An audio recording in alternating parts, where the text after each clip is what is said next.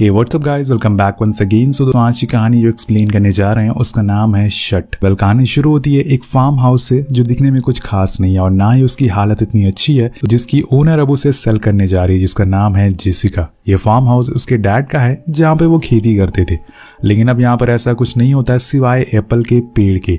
यहाँ में जेसिका के बारे में कुछ और बातें पता चलती है, जैसे कि वो एक डिवोर्स मॉम है, उसके 2 बच्चे हैं, मेसन और जेसन, जो कि उसके साथ ही रहते हैं और वो अपना खर्चा एप्पल जैम को बेचकर पूरा करती है। लेकिन अब उसका काम कुछ खास नहीं चल रहा है, इसलिए पैसों के लिए वो इस जगह को बेचकर शहर की तरफ जाना चाहती है। लेकिन दिक्कत ये है कि इस जगह को कोई खरीदने को राजी नहीं है, क्योंकि जैसे कि मैंने आपको बताया कि घर की हालत बहुत ही ज्यादा खस्ता है।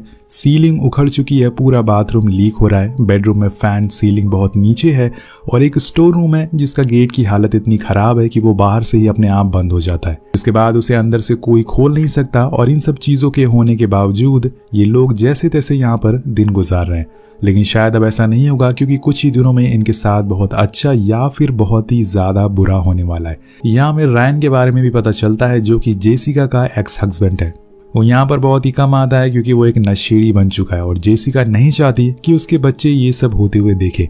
यहाँ जेसिका के लिए एक और मुसीबत आ पड़ी थी, वो थी उसके एप्पल जो कि सीजन से पहले ही सड़ चुके थे, जिस वजह से उसे बहुत ज्यादा नुकसान हो चुका है। वेल, अब हर रोज की तरह वो अपने कामों में बिजी होती है। कुछ सामान लेने के लिए वो स्टोर रूम में जाती है, लेकिन जैसे ही हमने आपको बताया था यहाँ का गेट अपने आप बाहर से बंद हो जाता है, तो अब यहाँ उसका गेट बंद हो चुका है और जेसिका को समझ नहीं आता कि वो कैसे खुलेगा।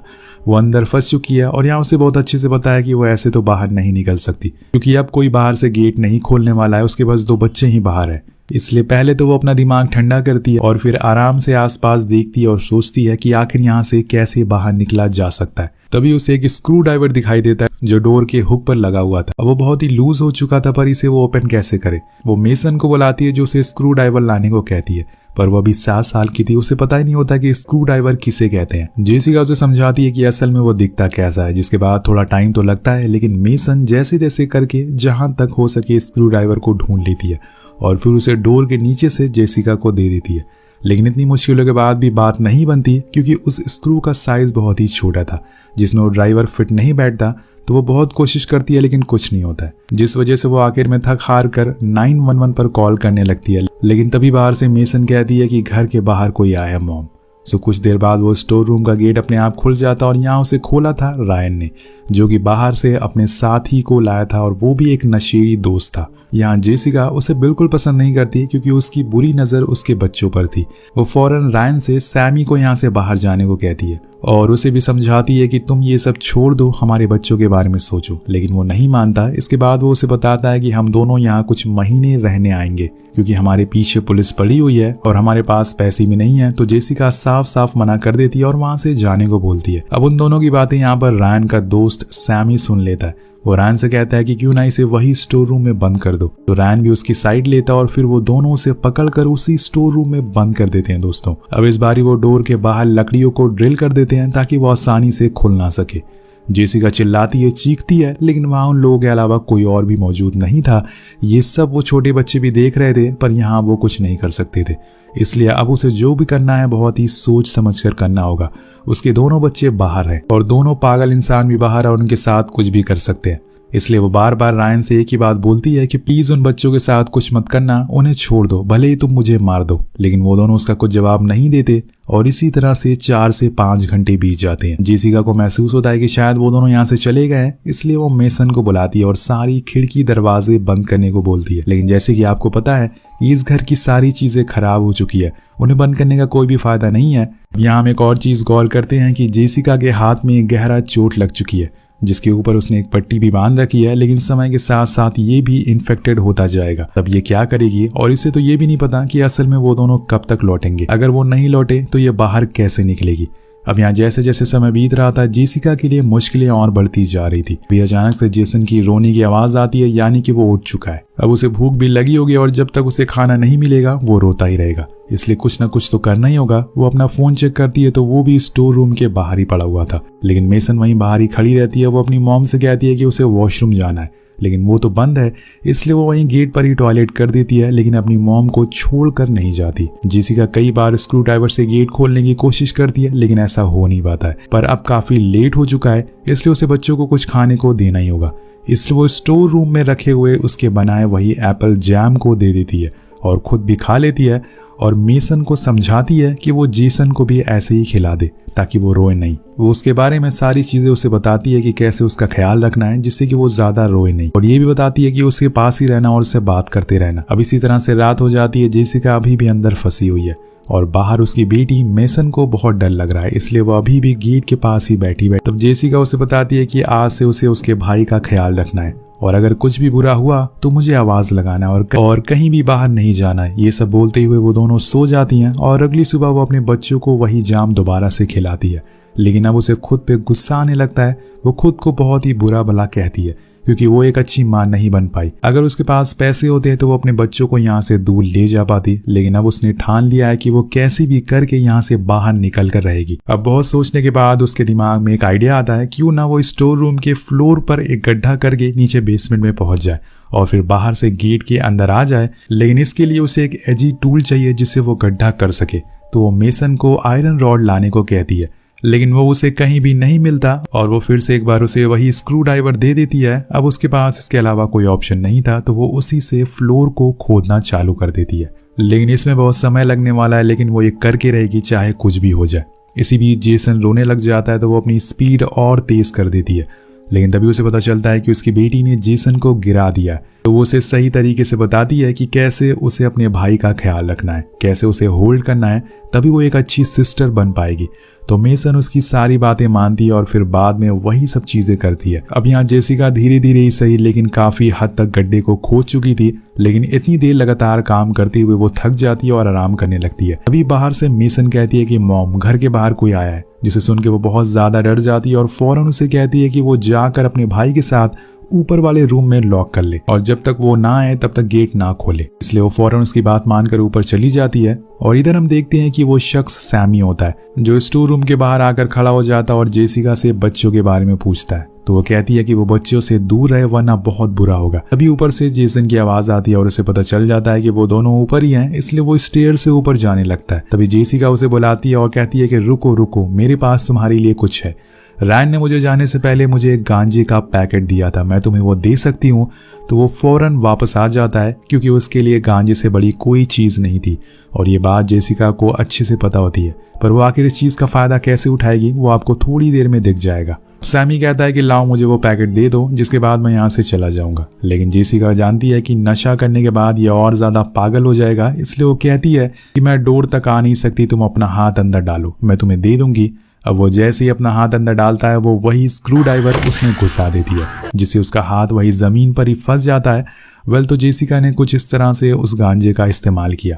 तो यहाँ सैमी अब चीख रहा था और कहता है कि मुझे आज़ाद कर दो, मैं प्रॉमिस करता हूँ कि मैं यहाँ से चला जाऊँगा। और आज रात में स्नोफॉल होने वाला है जिससे ठंड और ज़्यादा बढ़ जाएगी।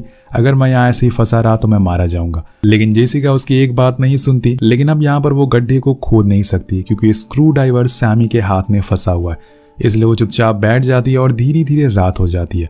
और उस रात में सच में टेम्परेचर बहुत ही गिर जाता है, जिसकी वजह से बाहर लेटा सैमी कांप रहा होता है। वो बार बार जेसिका से कहता है कि मुझे फ्री कर दो, मैं प्रॉमिस करता हूँ मैं तुम्हारे बच्चों को कुछ नहीं करूंगा। इसके बाद वो उसे रैन की कई सारी बातें भी बताता है कि कैसे वो और लड़कियों के साथ बाहर जाकर मिलता है। बल ये सब वो जानबूझकर कर रहा था ताकि वो इरिटेट होकर उसे फ्री कर दे, लेकिन ऐसा होता नहीं है। और तभी अचानक से लाइट चली जाती है। पूरे घर में अंधेरा हो गया था और यहाँ अंधेरे से मेसन को डर लगता है, इसलिए वो नीचे अपनी मॉम के पास आने लगती है और जेसिका उसे आवाज लगा के मना करती है कि बेटा नीचे मत आना, लेकिन वो फिर भी नीचे आ जाती है। अब अंधेरे में उसे वहां सैमी नहीं दिखाई देता, पर सैमी मेसन को देख लेता और उसे पकड़ लेता है, जिसके बाद वो जेसिका को वार्न करता है कि अगर उसने उसे फ्री नहीं किया तो वो जेसन को मार देगा। अब यहाँ वो करे तो करे क्या, तभी उसे वहां पेट्रोल मिलता है तो वो सैमी के हाथ पर डाल देती है और आग लगा लेती है, जिससे कि उसका हाथ जलने लगता है और जिस चीज का फायदा उठाकर मेसन वहां से भाग जाती है। लेकिन वो आग ज्यादा भड़क जाती है और स्टोर रूम में भी लग जाती है, जिसे काबू कर पाना बहुत ही मुश्किल हो रहा था, पर वो जैसे तैसे सुबह तक उसे कंट्रोल कर ही लेती है। अब इतना सब कुछ होने के बाद जेसिका अब हार मान चुकी थी। वो बच्चों को बचाते बचाते थक चुकी थी, जिसके बाद वो बस लेट जाती है और सोचती रहती है कि अब आगे वो क्या करे। उसी दौरान उसे वहां एक बाइबल मिलती है जो असल में उसके डैड की थी। बाइबल में उसे बचपन की उसकी फोटो भी मिलती है और उसे पढ़ते पढ़ते जेसिका को गॉड पर गुस्सा आने लगता है, क्योंकि उसने गॉड की बात हमेशा मानी थी, लेकिन आज उन्होंने उसे यहाँ पर फंसा दिया है। अब उसे कुछ पन्नों में पैसे भी रखे हुए मिलते हैं जो उसके डैड ने रखे थे ताकि कभी किसी मुसीबत में वो उसका इस्तेमाल कर सके। लेकिन आज ये पैसे उसके लिए कोई मायने नहीं रखते। अब इसलिए वो गुस्से में उस बाइबल को सामने लगी खिड़की से फेंक देती है। लेकिन तभी वहां पे लगे जीसस का स्टैचू गिर जाता है और उसे उठाते टाइम जेसिका गौर करती है कि ऊपर वाली सीलिंग से पानी टपक रहा है। वेल उसने गॉड को बहुत बुरा भला कहा था, लेकिन आखिर में गॉड ने उसे एक दूसरा रास्ता दिखा दिया जिसके लिए वो उनका थैंक यू कहती है। अब यहाँ जेसिका के दिमाग में एक आइडिया आता है कि असल में जहां से पानी लीक हो रहा था उसके ऊपर बाथरूम है। वो अगर चाहे तो उस जगह की वुडन सीलिंग को उखाड़ कर ऊपर पहुंच सकती है, लेकिन इसके लिए उसे किसी टूल की जरूरत पड़ेगी क्योंकि उसके हाथों में चोट लगी हुई है। उसी दौरान उसे स्क्रू ड्राइवर का ख्याल आता है। वो सैमी के पास जाकर देखती है तो वो बेहोश पड़ा हुआ था और वो धीरे से उसके हाथों से वो स्क्रू ड्राइवर को निकाल लेती है और फिर उस वुडन प्लेट को हटाने लगती है। वो बहुत ही ज्यादा गीली हो चुकी थी जिस वजह से उसे निकालने में ज्यादा टाइम नहीं लगता और फाइनली वो उसे निकाल कर बाथरूम तक पहुंच जाती है जहां से वो आसानी से अपने बच्चों तक पहुंच सकती है। लेकिन रूम में पहुंचने से पहले वहां उसके बच्चे कहीं दिखाई नहीं देते, जिससे वो घबरा जाती है। तभी उसकी नजर बेड पर जाती है जहां बहुत सारे ब्लैंकेट थे। जब वो एक एक करके उन्हें हटाती है तो उसके नीचे उसे मेसन दिखती है जिसने जेसन को पकड़ कर रखा हुआ था ताकि वो यहाँ से कहीं ना जाए।